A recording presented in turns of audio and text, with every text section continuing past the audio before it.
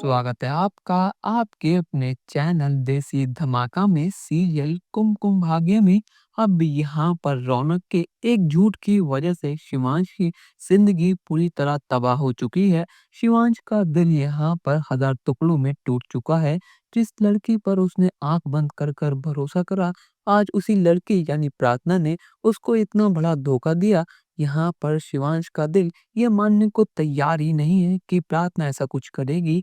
पर लेकिन रौनक के जवाब के बाद सब चीजें क्लियर हो चुकी हैं और यहाँ पर शिवांश देरी रात में एक लाचार आशिक की तरह रोड पर भटक रहा है और वहां पर दूसरी तरफ प्रार्थना अपने शिवांश के लिए तड़प रही है। उसे बहुत फिक्र हो रही है कि कहीं कुछ तो बहुत बुरा हुआ है, उसके शिवांश किसी बहुत बड़ी मुसीबत में है।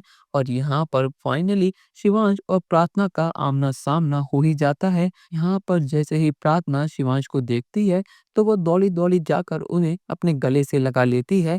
पर लेकिन यहाँ पर शिवांश बहुत गुस्से में प्रार्थना को धक्का दे देता है और कहता है कि प्रार्थना, आखिर तुम कैसी लड़की हो? तुमने मेरे दिल जीतने के लिए, मेरे दिल में जगह बनाने के लिए वो सब नाटक करा ताकि मैं तुम पर इतना भरोसा कर लूँ, और सही मौका देखकर तुमने उस विश्वास का गलत फ़ायदा उठाया। तुमने रौनक के साथ मिलकर मेरा सब कुछ मुझसे छीन लिया। मुझे लगा था प्रार्थना कि तुम सबसे अलग हो, तुम बाकी लड़कियों जैसी नहीं हो, पर लेकिन तुमने साबित कर दिया कि तुम भी औरों की तरह हो। तुम इंसान से नहीं बल्कि पैसों से प्यार करती है। तुम एक नंबर की लालची औरत हो प्रार्थना।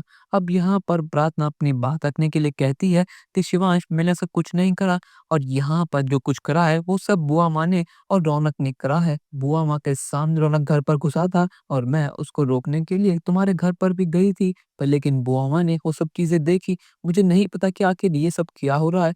अब यहाँ पर शिवांश बहुत गुस्से में प्रार्थना को थप्पड़ लगाता है और कहता है कि तुम्हारी हिम्मत कैसे हुई कि तुमने मेरी बुआ माँ पर इतना बड़ा इल्जाम लगाया? तुम्हें पता है ना कि वो मेरे लिए भगवान समान है, और तुम उन पर ही लांछन लगा रही हो। आखिर तुम कैसी औरत हो प्रार्थना? यहाँ पर शिवांश और बाकी सभी घर वाले भी पर पहुंच जाते हैं, और जब रौनक ये सब चीजें देखता है कि शिवांश ने गुस्से में आकर प्रार्थना पर हाथ उठाया है तो उसका तो खून खोल जाता है। पर लेकिन रौनक के दिल में एक आवाज आती है कि वो जो ये सब कर रहा है, क्या उसके बाद प्रार्थना को सच में मिल जाएगी?